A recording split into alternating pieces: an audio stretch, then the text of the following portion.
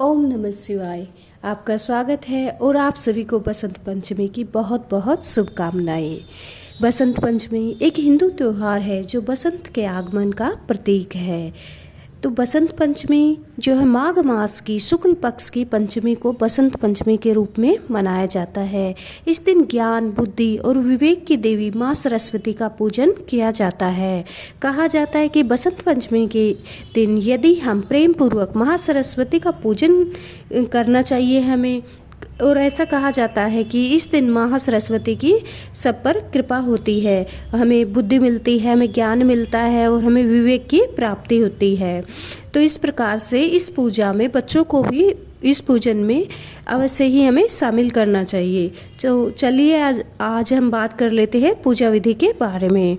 बसंत पंचमी के दिन सुबह सुबह स्नान आदि के बाद जिस जगह पूजन करना है उसे साफ सुथरा कर ले और हल्दी से स्वास्तिक बना ले। स्वास्तिक बनाने के बाद थोड़े से चावल रखेंगे और फिर इसके ऊपर एक पट्टा या फिर चौकी या फिर कोई स्टडी टेबल हो, जो भी आपके पास उपलब्ध हो वो वहाँ पर रख देंगे, विराजित करेंगे। फिर उसके बाद पीले रंग का वस्त्र बिछा देंगे। फिर हमें थोड़े से चावल रखने हैं और फिर माँ सरस्वती की फोटो या मूर्ति स्वरूप जो भी है उसे विराजमान करेंगे। थोड़े से चावल आसन पर और सामने रखेंगे। फिर वहाँ पढ़ाई की या फिर धार्मिक पुस्तकें जो भी हैं आपके पास में वो वहाँ रखेंगे, क्योंकि किताबें माता सरस्वती का ही स्वरूप होती हैं। फिर गणेश जी को भी विराजित करेंगे, क्योंकि गणेश जी तो सर्वप्रथम हैं पूजा के शुभारंभ में। फिर शुद्धिकरण या जल के छींटे देंगे, फिर पंचामृत से छींटे लगाएंगे, फिर हम जल से हम छींटे देंगे या छिड़केंगे। अगर मूर्तियाँ आपने ली है तो फिर पंचामृत और जल से उन्हें विधिवत स्नान करवाएंगे अपने भाव से, पूरे भाव से। फिर माँ सरस्वती के सीधे हाथ की तरफ कलश की स्थापना करेंगे। थोड़े चावल या पुष्प बिछा करके तांबे या पीतल का लोटा भर के वहाँ रखेंगे, जल का भर के रखेंगे, गंगा जल मिलाएंगे उसमें। फिर उसके उपरांत हमें हल्दी, सुपारी, इलायची, एक सिक्का और लौंग हमें उसमें डाल देनी है। फिर 5 पल्लव यानी कि आम के पत्तों पर चंदन या फिर रोली से हमें तिलक लगाकर कलश के ऊपर हमें विराजित कर देना है, रख देना है।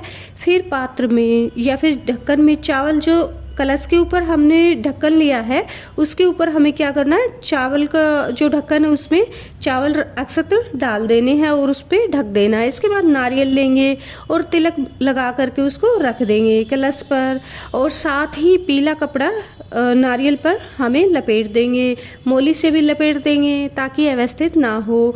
कलश पर रखेंगे और नारियल का मुख जो है वो अपनी ओर रखेंगे। अब दिया जलाएंगे किसी प्लेट में या फिर सीधा चौकी पर भी हम प्रज्वलित कर सकते हैं। प्लेट अगर आपने ली है तो उसके ऊपर पहले हमें स्वास्तिक बना लेना है या फिर पुष्प रख लेने हैं।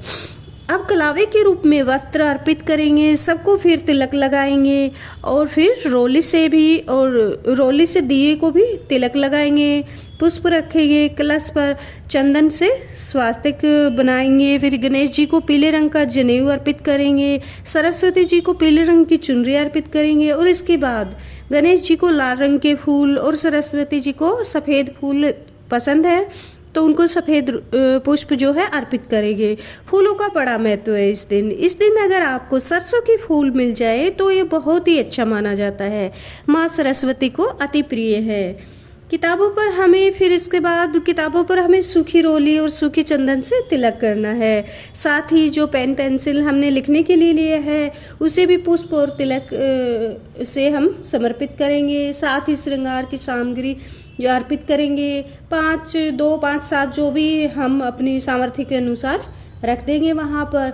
भोग के लिए हमें जो है मीठा पान लेना है। मीठे पान के जो पत्ता है उसके ऊपर हमें पतासा, सुपारी, इलायची, लौंग और माँ सरस्वती को ये सब समर्पित कर देना है। फिर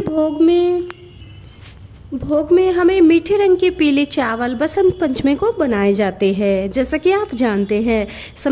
समर्पित करें उन्हें और बतासे, बेर, केला जो भी ऋतु फल है उनको समर्पित करें।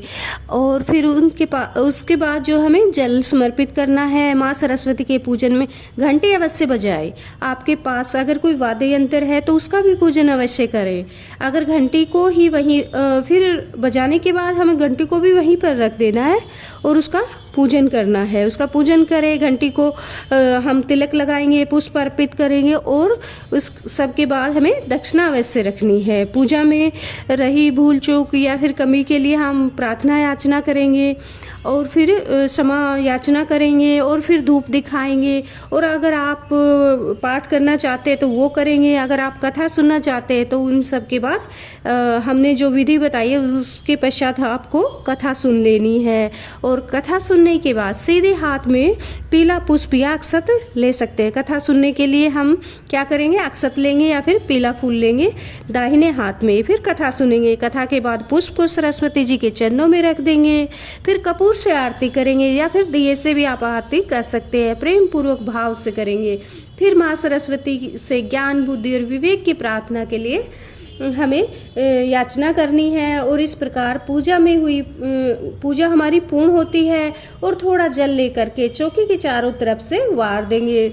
जल को सूर्यदेव को दे देंगे, भोग प्रसाद को सबको बांट देंगे। इस प्रकार से हम विधिवत हमारी पूजा पूर्ण होती है। ओम नमः शिवाय।